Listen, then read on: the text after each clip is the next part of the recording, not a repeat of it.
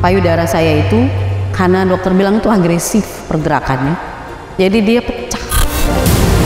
Satu waktu saya pergi ke kamar mandi dan saya mencoba untuk melihat wajah saya di kamar mandi. Saya nggak kenal diri saya. Ada ketakutan terbesar kepada saya, yaitu takut mati.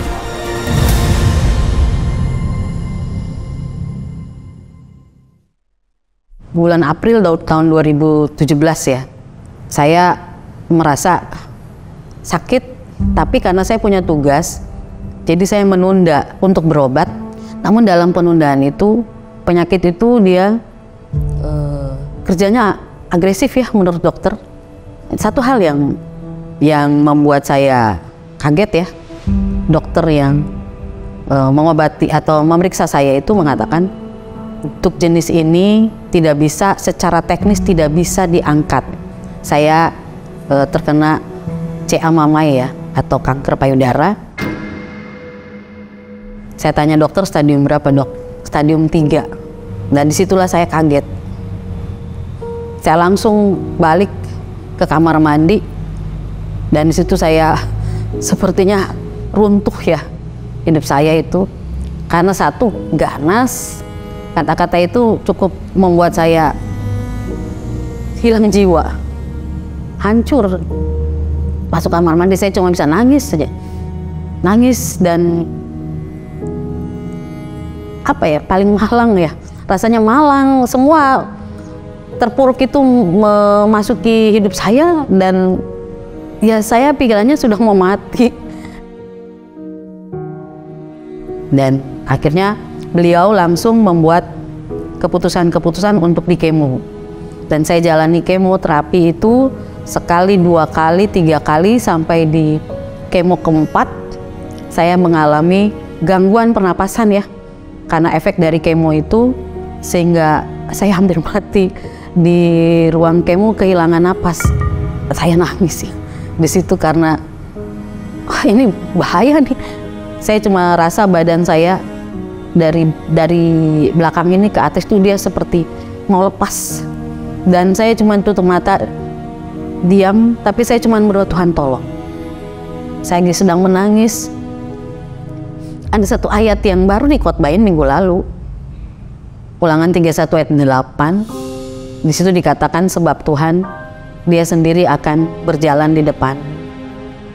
Dia tidak akan membiarkan engkau, dia tidak akan meninggalkan engkau. Jangan takut dan jangan patah hati. Itu suara firman itu kuat sekali di dalam diri saya, dan saya langsung bangkit. Pelan-pelan saya bangkit, dan saya merasa oke, Tuhan. Dokter kerja dari luar, tapi Tuhan kerja dari dalam. Sehingga kemo itu juga berjalan dengan lancar. Saya percaya itu perkara Tuhan ya.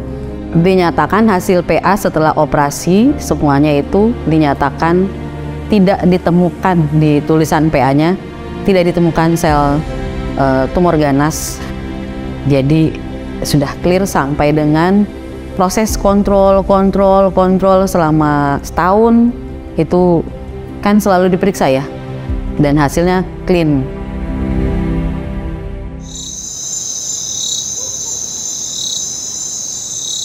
Lima tahun kemudian saya merasa sakit perut saya, lalu saya langsung periksa USG karena sudah ngerti ya jalur-jalurnya di USG, dan ternyata ada cairan di rongga perut saya. Lalu dirujuk kembali aja ke rumah sakit awal saya, karena di situ ada rekam medisnya ya, dan di sana langsung divonis kista ovarium, bisa ganas bisa jinak. Kaget lagi.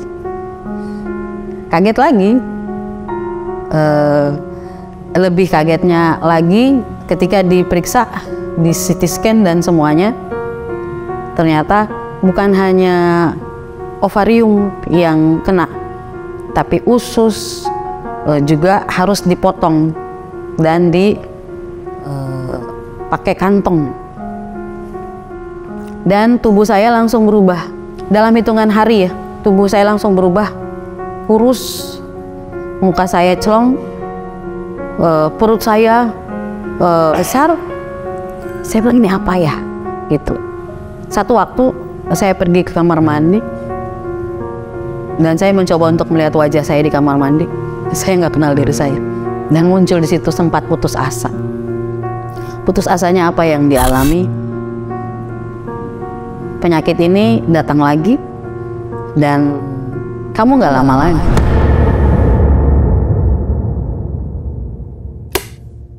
H-1 harus digambar, mau operasi, ibu dipasang ya.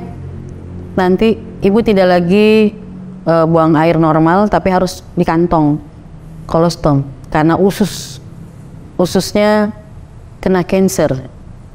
Hari itu, malam itu sebelum operasi saya cuma berdoa, Tuhan, dokter kerja dari luar dengan alat, prediksi alat semua, pengetahuan mereka semua.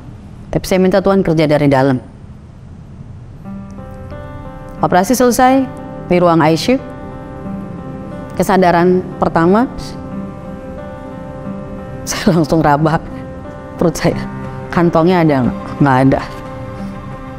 Puji Tuhan, dia cuma ada di ovarium dan kantong usus itu tidak ada. Saya tanya lagi kenapa tidak ada? Ya tidak ada, kata dokter. Kalau ada ya kita pasang, tapi nggak ada. Itu bagi saya itu perkara Tuhan.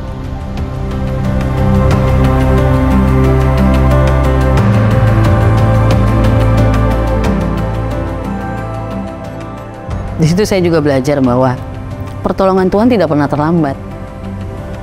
Sekalipun mungkin kelihatannya lama. Berarti kemarin-kemarin tuh saya ada di lembah kekelaman gitu, tapi Tuhan seperti firman-Nya kan bilang ya, sekalipun aku berjalan dalam lembah kekelaman, aku tidak takut bahaya, sebab Engkau besertaku. Satu prinsip saya, nggak pernah ada musibah, tapi yang ada kejutan. Bagi saya nggak ada musibah, yang ada kejutan, karena Tuhan nggak pernah memberikan penyakit, tapi Tuhan kasih kesembuhan.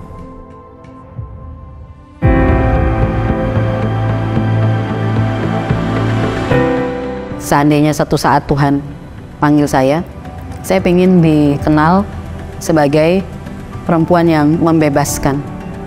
Karena dari awal saya mau jadi hamba Tuhan, bahwa hidup kita itu harus membebaskan hidup orang dari segala macam keterikatan. Keterikatan sakit penyakit, keterikatan dosa, keterikatan kuasa kegelapan. Karena setiap orang berhak untuk merayakan hidup, karena hidup anugerah dari Tuhan.